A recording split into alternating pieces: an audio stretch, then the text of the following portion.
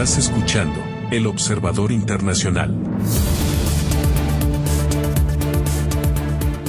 Bienvenidos a un nuevo episodio del Observador Internacional. Mi nombre es Horacio Cavach y como cada semana les doy la bienvenida a formar parte de esta charla que mantenemos a la distancia con el Observador Internacional. Muki Tenenbaum, bienvenido Muki, ¿dónde estás? Estoy en Francia, sigo en Francia. Qué buena vida. El que puede, puede. Bueno, ahora ahora de ahí desde el invierno hacia el verano yo entiendo. A veces es al revés y está mejor en Buenos Aires, sí, sí. Nada, pero está muy bien, sí, sí. Está Se muy come, bien, se come bueno. bien en Francia, ¿eh? No Come hay bien. ¿Está bastante caro bien. Francia en este momento? Como Buenos Aires, Como igual, Buenos Aires, hay diferencias. Ok, igual. bien. Bueno, vamos a ver un poquito de la actualidad. A Dale. ver, Trump siempre es noticia, pero vamos a hablar de la relación de Rusia, no solamente con Trump, sino la relación con Rusia con el resto del planeta. ¿Cómo están estas relaciones? Bueno, primero signadas por la guerra, ¿sí? La guerra con Ucrania. La guerra con Ucrania, primero es el centro de foco cada tanto de lo que está pasando, es también el motivo de pelea o de disputa con la OTAN y con Europa y también con Estados Unidos, y es el lugar donde también se le va la plata a Rusia, ¿sí? Rusia está gastando sumas inmensas de dinero en la guerra con Ucrania. Ujú. Así que Ucrania es el eje central, pero tiene problemas. Primero que tiene en este momento, está pasando cosas con China. No está claro lo que está pasando, pero hay una rivalidad creciente. Por un lado hay la amistad de los. Tu enemigo es si tu enemigo es mi enemigo, vos sos mi amigo, ¿sí? Claro. Ese concepto. Y está también el tema económico, que ya ahora hay un problema con China. China tiene un problema económico no menor, y el tema también de que tiene que ver con China, con los conflictos de China mismo, que necesita apoyo ruso. Además tiene, por ejemplo, podemos hablar de, no puede ser los conflictos, puede ser muy buenas relaciones, tiene excelentes relaciones con Corea del Norte, la Ujú. cual le da en este momento, según lo que yo leí, el 80% de las municiones que usa Rusia las hace Corea del Norte. Y decenas de miles de soldados coreanos que fueron y que siguen siendo los que van a pelear en el frente y terminan prácticamente todos muertos, y además. Claro. Hay una relación muy cercana con ellos. Quiero preguntarte con respecto a la situación de Ucrania, porque muchas veces, así desde este lado, se vive la guerra en función de lo que sucede con Ucrania, la visión de la guerra desde Ucrania, el apoyo de Estados Unidos, las idas y vueltas, los reclamos del presidente Zelensky. ¿Qué pasa con la guerra desde el lado de Rusia? ¿En qué situación está Rusia con respecto a esta guerra que está llevando adelante? Bueno, desde el lado de Rusia, Rusia tiene triple de población de Ucrania. O más, ¿sí? Es decir, la diferencia poblacional es muy grande entre los dos, y Rusia puede tirar a la guerra soldados sin fin prácticamente, y si además traen los coreanos del norte, y mientras que Ucrania se desangra, ¿sí? A Ucrania cada vez le cuesta más, cada vez busca soldados de edades mayores, ya la gente de 60 años está yendo al ejército también en Ucrania. Y dos temas muy importantes: Ucrania lucha por su tierra y por su independencia, y enfoca mucho a los ucranianos en el tema. En Rusia, esto no está ocurriendo en Rusia, a menos que Ucrania haga esos ataques que hizo sobre los aeropuertos en Moscú o en San Petersburgo, o incluso llegó a Siberia. ¿Te acordás?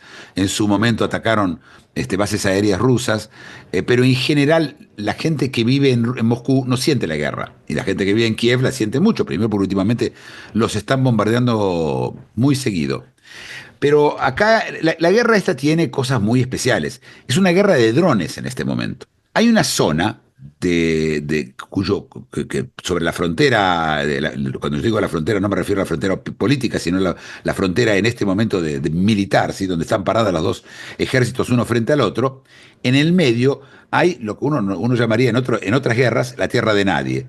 Pero esta es la tierra de los drones. Es decir, soldados, por lo menos no grandes cantidades de soldados, no se meten en esa zona porque los drones te liquidan. El 80% de las bajas ucranianas y rusas las hacen drones. Ya no está el soldado que yo veo del otro lado, ¿sí? Ya no está el que apunta con los cañones. Es drones, montones de drones. Creo que lo hablamos el otro día. Ucrania fabrica millones de drones, ¿sí? Y Rusia, que al principio andaba mal de drones, tiene los drones iraníes, que dejó de comprárselos a Irán y los fabrica solo, los llamados Shahid.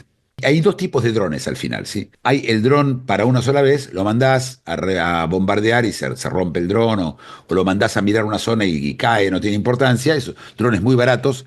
De hecho, Ucrania tiene drones hasta de $100. En general cuestan un poco más, cuestan varios cientos de dólares e incluso un par de miles. Y están los drones que van y vuelven, ¿sí? Los drones que, por ejemplo, usó Israel cuando atacó a Irán, y Rusia tiene también de esos.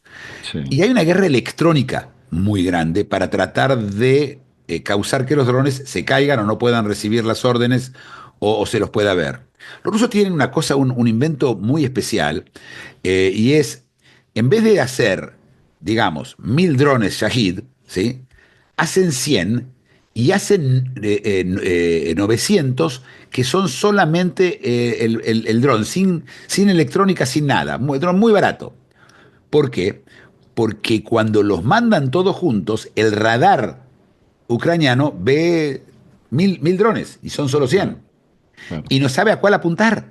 Entonces tenés este tipo de tácticas y eventualmente de estrategias que en esta guerra son especiales. Ahora, en cuanto a Rusia misma, Rusia necesita dinero para mantener esta guerra, le cuesta carísimo y ya tiene problemas. Hay una inflación mayor al 10%, vos te reís, ¿no es cierto? Estamos en Buenos Aires, diez Sí, por sí, sí, sí. ciento anual, ¿sí? Sí, sí, sí. A Ojalá, Milei lo eligen emperador, claro. sí, pero los rusos no están acostumbrados a eso. Y hay muchas limitaciones para sacar dinero. No hay corralito, pero te la hacen muy difícil sacar dinero de Rusia. Y entonces tienen todo un sistema, vos no podés comprar dólares, hay muchas limitaciones. Ahora, ¿cómo se mantiene Rusia? Rusia se mantiene especialmente con la venta de petróleo. Y el petróleo ruso está en parte sancionado, en parte. Europa puede comprar un poco, de hecho España compra un poco del gas ruso, y el resto Rusia lo vende en el mercado negro. En el mercado negro, el gran comprador de petróleo ruso y de petróleo iraní son dos, China e India. Y mientras tenga esto Rusia, tiene como pagar la guerra y Putin puede aguantar lo que aguante Putin, ¿sí? Esta guerra puede durar 5 años más desde Claro, el lado de los rusos. No hay problema. claro. Te puedo seguir describiendo otras cosas de la guerra misma si te interesa, para entender qué pasa. Y tenemos, por ejemplo, en los drones, fuera del tema de los drones, tenés toda una guerra de drones acuáticos en el Mar Negro. Y además, Ucrania no tiene armas ofensivas. Es decir, si Ucrania podía tener las armas que quisiera, podría estar bombardeando Moscú todos los días o destruyendo fábricas y fábricas y fábricas. El problema de Rusia es que Rusia se dio cuenta de la debilidad de fabricar drones. La primera vez que le bombardearon la fábrica de drones, hizo 100 fábricas de drones. ¿Entendés? Claro. 500 fábricas Sí, de sí, drones. sí. Después ya no lo podés terminar. Pero Ucrania no puede hacerlo porque nadie se los da. Porque todo el mundo tiene miedo de que Rusia dijo, che, si le van a dar armas ofensivas, estoy en guerra con la OTAN y voy a usar armas atómicas. Siempre es ¿no? la vaina, siempre corren con eso. Y Claro. los europeos, que son grandes valientes, como sabemos todos, dijeron, Sí. no, no, no, una cosa es que los ucranianos se maten entre ellos y los rusos, la otra es que yo esté ayudando o creándome un problema mucho más grande. Incluso amenazaron con tirar misiles contra capitales europeas, ¿sí? Claro. Eh, Así que tenés ese es el estado de la guerra de ahora. ¿Y qué pasa con Estados Unidos? Porque hace poco Estados Unidos dio una especie de ultimátum, ¿no? Tenés X cantidad de tiempo este, para hacer un cese al fuego, bueno, 50 acordar días. en 50 días, 50 días. exactamente, Sí. porque te voy a sancionar, como hace habitualmente Trump, sanciones económicas, ya que por las buenas no entendés, por la diplomacia no entendés, vamos a ir con los números, te voy a complicar la vida a nivel económico. ¿Por qué esta escalada de Trump en este momento? Él creyó que cuando iba a hablar con Putin se iba a encontrar con una persona pragmática con la que él iba a poder llegar a un acuerdo. Y dice, mira, básicamente le estaba entregando un pedazo de Ucrania a Putin. Y él supuso que todo lo que quería Putin es un pedazo de Ucrania y ya está. Pero Putin no está en el negocio de hacer lo que quiere Trump. Entonces, pues, Putin leyó esto como una debilidad de Trump. Es más, el día que más bombardeó Kiev, el día que más llegaron montones de drones, hicieron un desastre, murió mucha gente en la Ujú. capital, ese día fue el 4 de julio. ¿Te Sí, recuerda que ese 4 de julio? sí, claro, El día de la independencia americana. Es claro, decir, claro. le escupió en el ojo directamente a Trump. Y Trump viene y dice, che, cuando yo te digo que voy a hacer algo, mirá Irán, mirá lo que yo hice. Yo prometo algo, doy un ultimátum y yo lo cumplo. Entonces le dieron un ultimátum de 50 días. El número 50 días no es un número así nomás, es porque es después del verano. En el verano es muy difícil conseguir en Europa que alguien te devuelva un llamado telefónico. En el verano la gente se va de vacaciones también a Trump. Entonces lo hicieron para 50 días, le dieron 50 días a ellos para contestar. Si no, le va a poner sanciones secundarias. Es algo que ya hablamos nosotros al principio, en uno de los primeros podcasts. Las sanciones secundarias son las mejores. Funcionan así. No solo no permito hacer negocios con bancos rusos, no solo no le puedo comprar petróleo, no le puedo comprar petróleo a Rusia, no solo no le permito que tengan cuentas bancarias en Estados Unidos y persigo cualquier transferencia rusa. No, no solo eso. Sanciones secundarias es quien hace negocios con Rusia no puede hacer negocios con Estados Unidos. Es decir, si vos tenés un banco en Turquía, el día que vos hiciste una operación con un banco ruso, ese día de ahí en más, nunca más podés hacer negocios con ningún banco americano y no puedes usar dólares. Está claro lo que va a pasar con los bancos, ¿no? Claro. En el petróleo es lo mismo. India hoy le compra petróleo a Rusia. Si Estados Unidos dice, mira, van a ver, él les dijo, ¿sí? El que le compre petróleo a Rusia va a pagar aranceles de 100% de Estados Unidos. Es decir, es la muerte de cualquier exportación china, India, etcétera. Lo importante de esta historia es que es terriblemente efectivo. Muy efectivo. Y cuando se hizo contra Irán, a Irán la puso de rodillas las sanciones secundarias. Duró muy poco, por eso Irán no se rindió del todo. Pero son terribles, las sanciones secundarias son terribles. Es casi como que te bloqueen los puertos, ¿sí? Se terminó. Y sin plata, esa guerra no la va a poder manejar. O le va a tener que dar a la maquinita y hacer rublos, que nosotros sabemos cómo termina eso, o va a tener que bajar, o va a tener que llegar a un acuerdo, va a tener que salirse de la historia esta de alguna forma. Quizás la idea de Putin es ver todo lo que puede avanzar en estos 50 días antes de sentarse a negociar en serio. Quizás no, quizás él no le cree a Trump, cree que Trump no va a hacer sanciones secundarias. Siempre hablamos de la cantidad de conflictos que tiene Israel simultáneamente, ¿no? ¿Qué pasa con Sí. Rusia? ¿Rusia tiene un solo inconveniente así específico bélico con Ucrania o también tiene conflictos latentes con los países de la región? Tiene un problema muy serio Rusia en varios frentes. El frente que más preocupación debería tener ese es el frente que no tiene. Ellos eran los aliados de Irán. Irán le compraban los drones, la defendían las Naciones Unidas, con los vetos no dejaban que sancionen a Irán desde las Naciones Unidas, le dio cobertura diplomática, eran aliados. Rusia mantenía el régimen de Assad, que era aliado de Irán y aliado de Rusia al mismo tiempo, ¿sí? En Siria. ¿Qué pasó en el último año? Cayó Assad y Rusia perdió el lugar donde podía tener las bases, que tenían dos bases, o sigue, no sé si las sigue teniendo, pero son irrelevantes, en el Mediterráneo. Y entonces decidió pasar a Libia, que es mucho menos confiable y mucho menos cómodo para hacer una base, pero lo perdió Siria. Y después Irán, cuando fue la guerra, y esto es lo más importante, ni en Siria ni en Irán Rusia apoyó a sus aliados. Y en Siria cayó el gobierno, cayó todo el régimen, y en Irán sabemos dónde está Irán, ¿sí? Está destrozada, y Claro. Rusia nunca hizo absolutamente nada. Y cuando le preguntaron a Putin, Putin dijo, no, no, no, yo no puedo enemistarme con Israel porque hay 2 millones de gente que habla ruso en Israel. Venga, el motivo que no quería enemistarse con Israel es que él le tenía miedo de que si se enemista con Israel, Israel va a apoyar a Ucrania, o Israel es neutral en la guerra ucraniano-rusa, pero va a ayudar y le va a pasar la inteligencia artificial fabulosa con la cual destruyó a Irán y Rusia va a empezar a tener un problema en serio. Entonces, desde ahí y desde otro lugar abandonó a sus dos aliados. Y vos, si vos sos aliado hoy de Rusia, ¿dormís tranquilo? Si vos sos Cuba, Ujú. ¿dormís tranquilo? No, claro. Es decir, yo en algún momento pensé y creí que iba a pasar, que iba a haber un acuerdo de Ucrania y al mismo tiempo de Cuba, y Cuba iba a tener que convertirse en un lugar neutral y dejar de hinchar y quizás que hayan elecciones, no sé, algo así a cambio de que Estados Unidos deje que Rusia se quede con un pedazo de Ucrania. Pero eso no pasó. Y lo que sí pasó es que Rusia quedó como un aliado no confiable. Esto no es un tema menor, y los chinos lo leyeron así. Ahora, otros conflictos que tiene Rusia, y estos son conflictos, tiene por ejemplo ahora con Azerbaiyán. Quiero explicar, ¿te acuerdas que yo estuve en Azerbaiyán? ¿sí? Hicimos un programa, el que quiera puede ir para atrás y escucharlo. Pero básicamente Azerbaiyán es un país eh, que tiene un mix único. Por un lado son musulmanes shia, como los iraníes, pero son enemigos de los iraníes con el país con el cual limitan. Pero además son grandes enemigos de los armenios, que eran apoyados por Rusia en su momento.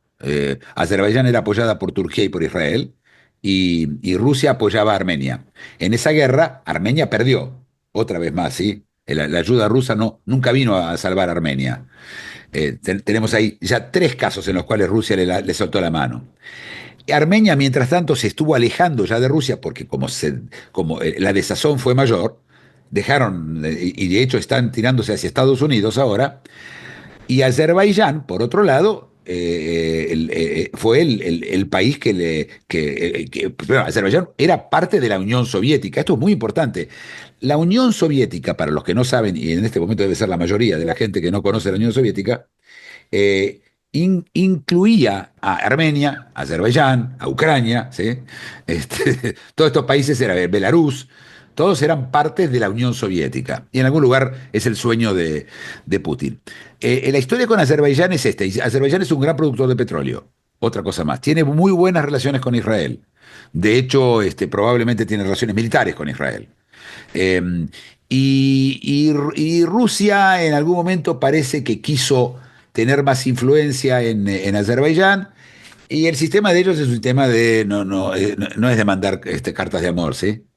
Entonces los rusos lo que hicieron es agarraron a azeris, había la semana de la cultura azeri en Moscú, y metieron a un montón de gente en cana, de ellos, de los azeris, ¿sí? Y Azerbaiyán se enojó, y el problema de Azerbaiyán es que ella también limita con Rusia. No quisiera Azerbaiyán que Rusia se enoje y quizás quiera invadirla. Azerbaiyán no pertenece en ningún bloque. Así que hay en este momento una pelea bastante incómoda entre ellos. No se entiende mucho por qué. También puede ser que es Putin distrayendo, ¿eh? Miren, miren, tenemos un conflicto con Azerbaiyán en vez de mirar los conflictos que tiene. Y después tenés el conflicto, la relación, yo lo llamaría conflictiva con China. Una dependencia de que China te compre petróleo, de que China te venda algunas cosas que no podés producir, y permitir que incluso el comercio se hace en rublos o en yuanes, se queda ahora en yuanes. Eh, pero hay una dependencia importante, y China, por otro lado, necesita también a Rusia como aliado, pero salió ahora, y no sé si es verdad, pero sí habla de los tiempos, salió ahora hubo aparentemente alguien del gobierno chino, se mudó a Rusia, se defectó y se llevó unos documentos en los cuales había una decisión de que si Rusia perdía en la guerra con Ucrania, es decir, Rusia entraba en una crisis y caía Putin, etcétera, ellos iban a influir para convertir a Rusia, el Partido Comunista Ruso, vuelva a tomar el control de Rusia y sea aliado de China. Esto no sé si es verdad, pero aunque no sea, habla de la tensión que hay entre ellos dos. Bueno, ahí tenés otro más. Vamos enumerando. A ver, yo pensé que China era un aliado. ¿Qué aliados le han quedado? Porque vos dijiste Rusia en este momento es un aliado que no te genera ningún tipo de confianza. ¿Quiénes son realmente los aliados de Rusia en este momento estratégico? Bueno, aliados tiene a Corea del Norte, sin duda. Eh, y en algún lugar todos los países de los BRICS le tienen simpatía a Rusia, ¿sí? Incluyendo Lula, por supuesto Irán, y China, y India, pero las cosas no están cómodas dentro del BRICS tampoco, porque querían hacer una moneda los BRICS, y Trump ya les dijo: si van a hacer la moneda de ustedes, todas sus importaciones a Estados Unidos se terminan. O se hacen en dólares o no hay más negocio. Para tratar de conservar al dólar y no permitir que el dólar siga cayendo tanto. Que el dólar ya bajó mucho, en los últimos meses. Y bueno, y entonces yo te diría que tiene no enemigos, pero semi-aliados, ¿sí? Brasil podría ser uno de ellos, la India, que se lleva bastante bien, que también le compra armamento a Rusia, Turquía, con el que se lleva también bien, y eso que Turquía es miembro de la OTAN, ¿sí? Después tiene relaciones pasables con Hungría y con Eslovaquia, porque los presidentes de ahí son un poquito menos agresivos con el tema de Ucrania, pero no tiene grandes aliados, y está Cuba, si querés, está Cuba, Nicaragua, no sé, Venezuela, Ujú. países Pero, de cirujas, ¿sí? claro, Países cirujas. país ciruja, casi país. Escúchame, y con respecto a las organizaciones, este tipo de cosas, tipo la OTAN, tipo la ONU, ¿qué visión tienen con respecto a este Rusia que se maneja de esa forma tan particular en lo diplomático? Bueno, primero que Rusia, ¿te acuerdas que hablamos esto el otro día cuando hablamos de fake news? Sí, Rusia es la gran fábrica de fake news, ese es su gran caballito de batalla con el cual pelea muchas guerras dentro por la opinión pública. ujú, Con las Naciones Unidas no existe, las Naciones Unidas también es un rejunte de países diciendo cosas, no tiene mucha importancia en el tema ese, pero la OTAN es un problema y los países de la Unión Europea son un problema, y especialmente su apoyo irrestricto o bastante irrestricto a Ucrania. Y Rusia trató por las buenas, por las malas, en general por las malas, ¿sí? Les cortó el gas, ¿te acordás? Les sí, cortó el claro. gas, los amenazó con bombas atómicas, trató de ir por las buenas, trató de crear algún tipo de relación con algunos países dentro de la Unión Europea, pero no son muy buenos diplomáticamente los rusos, no hay una tradición diplomática rusa que yo te digo, en la Unión Soviética tenía a Gromyko, el ministro de Relaciones Exteriores, gente durísima. El ruso es una persona dura, es un estoico, ¿sí? Es un tipo duro, no se sonríe. Yo creo que te conté que en Rusia, si vos sonreís, pensás, o que estás loco o que estás borracho. La gente no sonríe, es gente dura. Por eso la diplomacia de ellos no es la parte fuerte, pero no sé cuánto la necesitan, ¿no? Y como aparte no la usan o no la esgrimen, ellos creen en la fuerza, son alumnos de la escuela filosófica de Thomas Hobbes, es decir, que las cosas funcionan solo por la fuerza siempre funcionan bien. Y no hay una tendencia, no ves Rusia ayudando, por ejemplo, ¿viste cuando hay terremotos? Que todos los países mandan, Turquía, Grecia, Israel, bueno, Argentina, todo el mundo manda algo cuando hay un terremoto en algún lado importante, un desastre Sí, grande. sí, sí, Rusia, sí, jamás, sí. Rusia Sí, nunca. nunca mandan No, nada. no, no, Rusia no manda nada, no. China está mandando ahora, pero no les creen. Así que, Claro. pero sí. Y escúchame, y fronteras adentro, porque es muy amplio y muy específico todo lo que contaste con respecto al panorama de Rusia hacia afuera, ¿no? Las relaciones con los países de la región, con sus vecinos, con Estados Unidos. ¿Qué pasa en fronteras adentro? ¿En qué situación está en este momento Rusia? ¿Qué tanta hegemonía tiene por delante Putin, que viene siendo la figura hegemónica de las últimas décadas? Mira, de lo que yo sé, tiene un gran apoyo en la gente. Yo tengo amigos que son disidentes, que están adentro, que están afuera. Ya hablé con varios de ellos. Yo leo también la prensa disidente. Eh, la gran mayoría lo apoya. eh, Él lo transformó en un tema nacionalista, y trata a los ucranianos de nazis, porque la verdad es que los ucranianos cooperaron con los nazis durante la Segunda Guerra Ujú. Mundial, ¿sí? Pero cooperaron fueron parte del Holocausto, fueron Sí, parte de las matanzas terribles que hubo contra los rusos. Así que entre rusos y ucranianos no hay mucho amor en general, y cuando sale la parte nacionalista se arma, aunque los dos hablan un idioma bastante parecido, no igual, ¿eh? Algo así como el portugués y el castellano, ¿no? El ucraniano y el ruso.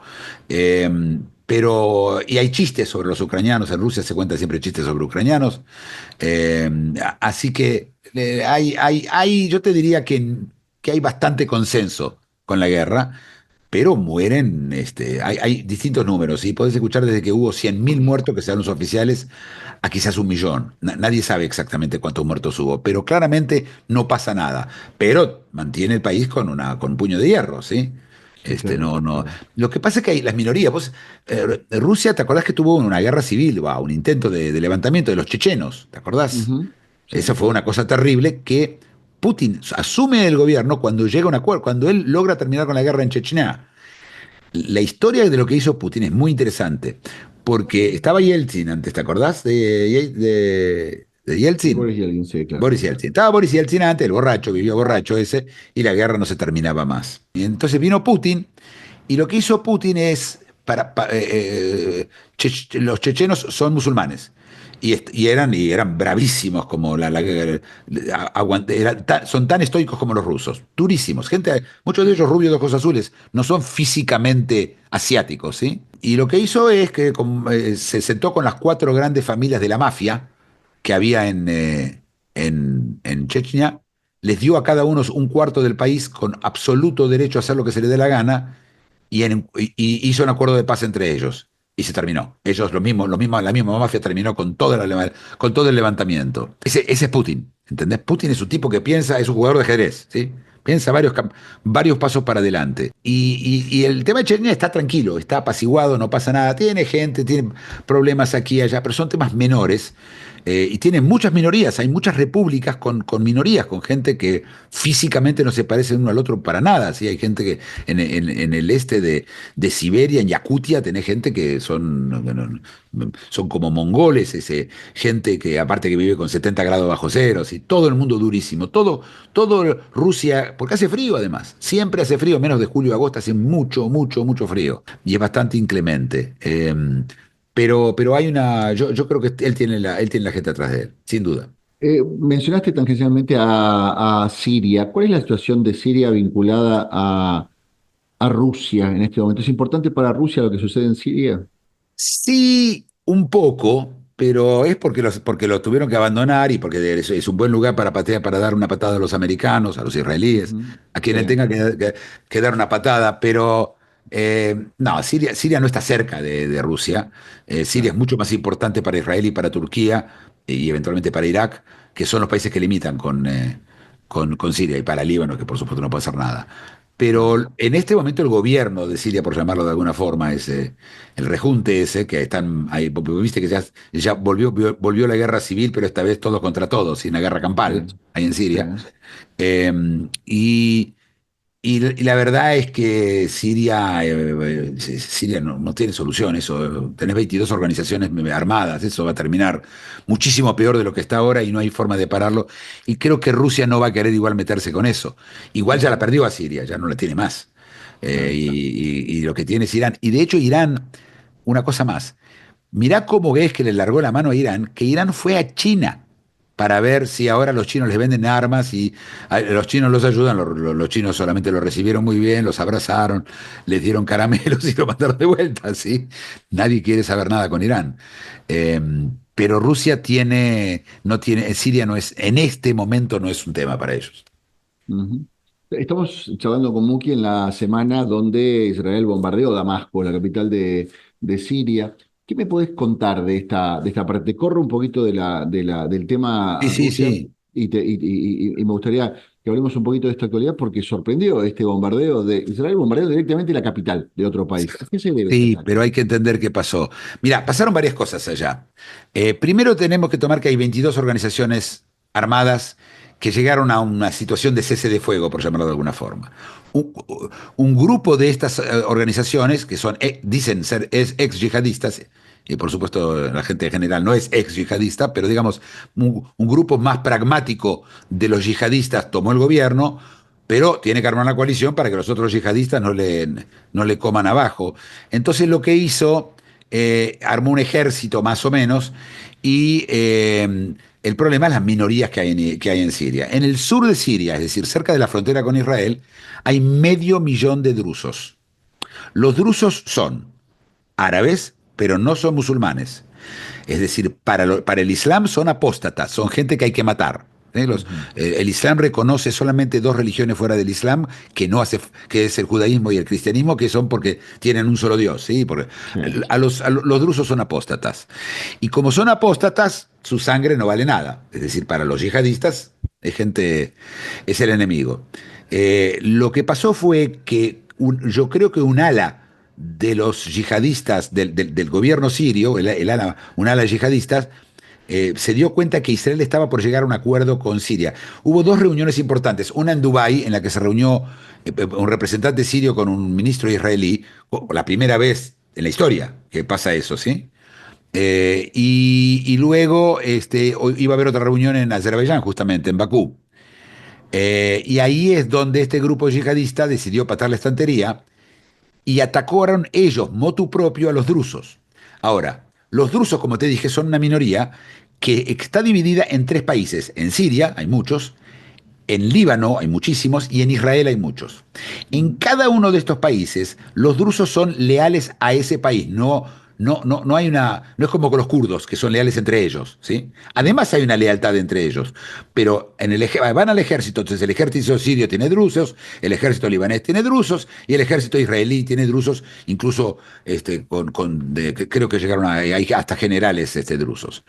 Y en Israel se los consideran hermanos. O sea, para los israelíes los drusos son como los judíos. No hay diferencia en cuanto a cómo se los ve, la lealtad no está en duda, es algo muy especial la relación druso-judía. Entonces, mira, por eso tengo que volver para atrás, cuando los yihadistas se dieron cuenta que puede llegar a un acuerdo entre Israel y Siria, se habló incluso de un acuerdo de paz, se metieron en los drusos, le dieron manija a un grupo de beduinos que hicieron cualquier cosa, que secuestraron a un druso y empezaron las matanzas. Entonces Israel no tuvo más remedio, pasaba una de dos. O Israel se metía a defender a los drusos, o los drusos en Israel, que están en el ejército, pasan la frontera y se hubieran metido en la guerra civil, en la guerra, ¿te imaginas? Israelíes, soldados israelíes drusos matando gente en Siria. Cuando esto pasó, los americanos se preocuparon mucho de lo que estaba ocurriendo y trataron de llegar a un acuerdo. Y ahí es cuando se mete el gobierno sirio de Ayara, el gobierno, ya no las milicias yihadistas afiliadas al gobierno, sino el ejército. Y fue a la zona de los drusos y también no se comportaron como debían comportarse. Y Israel se dio cuenta de que la frontera de ella empezaba a correr peligro y entonces bombardearon al cuartel general del ejército sirio para obligarlos a salir a defender a los drusos. Y no fueron a defender a los drusos y ahora empezaron de vuelta los beduinos a matar drusos y los drusos a matar beduinos. Cuando digo matan, no matan personas, hombres, matan mujeres, chicos, todo. Es directamente genocidio lo que hacen, no sé cómo llamarlo, matanzas, masacres. Ujú. El sinónimo más terrible que se puede encontrar. Y ellos hacen este tipo de cosas entre ellos. Y para colmo, los mismos beduinos, mirá cómo se va complicando, ¿eh? Hay beduinos prodrusos y beduinos antidrusos, ¿sí? Entonces, estos son solamente 3 o 4 de las 22 piezas que tiene este ajedrez. Yo te puedo seguir hablando de Siria las próximas Sí, 2 horas y no voy a terminar claro. de escribir todo.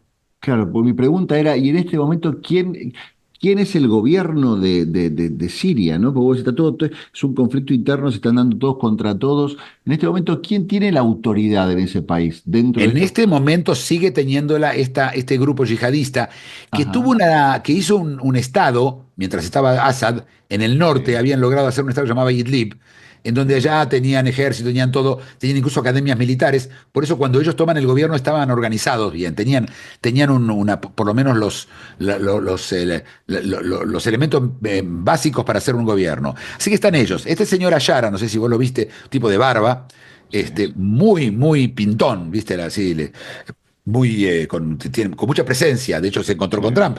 ¿Te acordás en Arabia Saudita? sí, sí. Yo creo que él, si fuera por él llegaría a un acuerdo con Israel y sacaría el tema de encima, pero es imposible, no lo van a dejar nunca.